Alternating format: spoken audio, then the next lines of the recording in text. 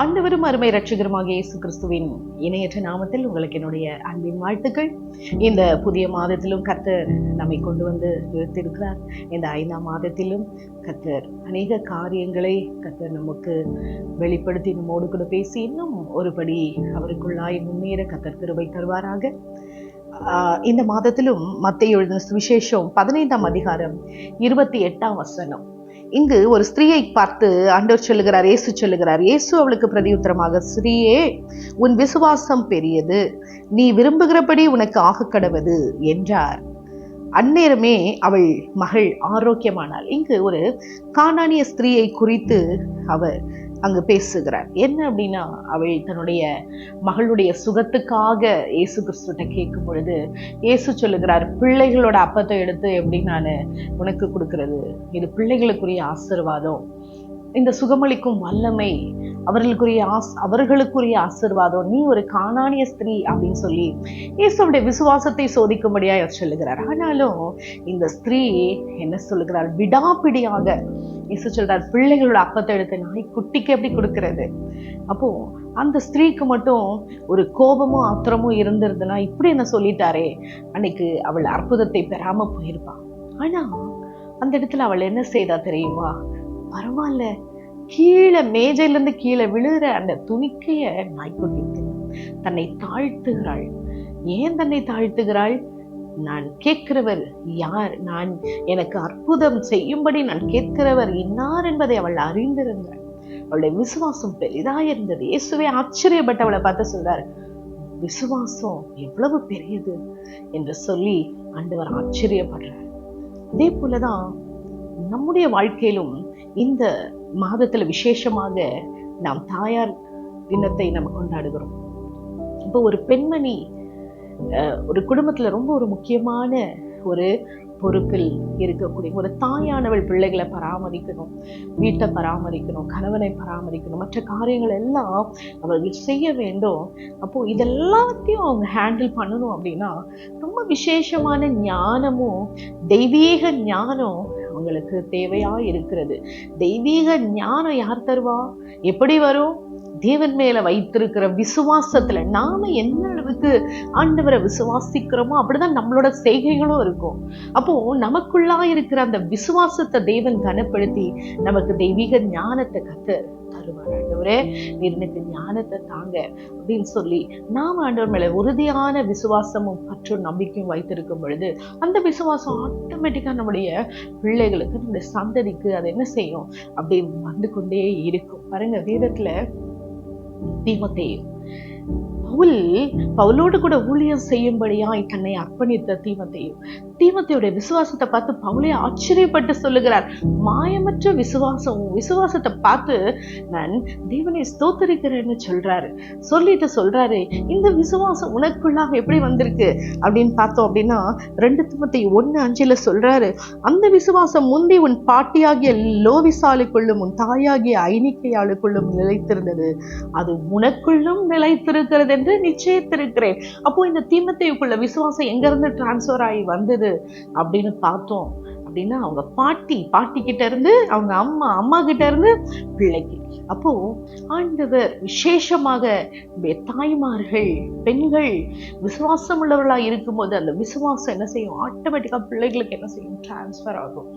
ஆண்டவர் நமக்கு பிள்ளைகளை தருகிறதற்கு காரணம் என்ன, பரிசுத்தமுள்ள சந்ததியை நம்ம இந்த உலகத்துல ஏற்படுத்துகிறதுக்கு தான்.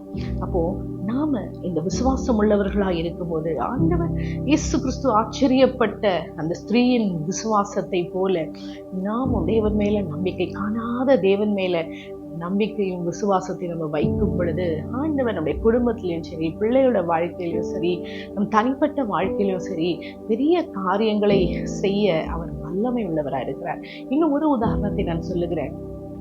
மோசேயுடைய தாயார் பாருங்க, அந்த மோசேயுடைய தாய்கிட்ட மோசே சிறு குழந்தையாக கொஞ்ச நாள் தான் இருந்தார். அதாவது மேபி கொஞ்ச நாள் தான் வளர்க்கப்பட்டார். ரஃப்லி ஒரு 4 வருஷமா இருக்கலாம். அந்த குழந்தை பால் மறந்து அது வளர்ற வரைக்கும் தான் அந்த தாய்கிட்ட. ஆனா அவ்வளவுதான். அந்த மோசஸுடைய வாழ்க்கையில தேவன் மேல இருக்கிற அன்பு, அந்த விசுவாசம் எல்லாம் அந்த சில வருஷங்களிலேயே அந்த தாய் முழுவதுமாய் மோசேக்குள்ள அங்க அவள் திணித்து விட்டாள்.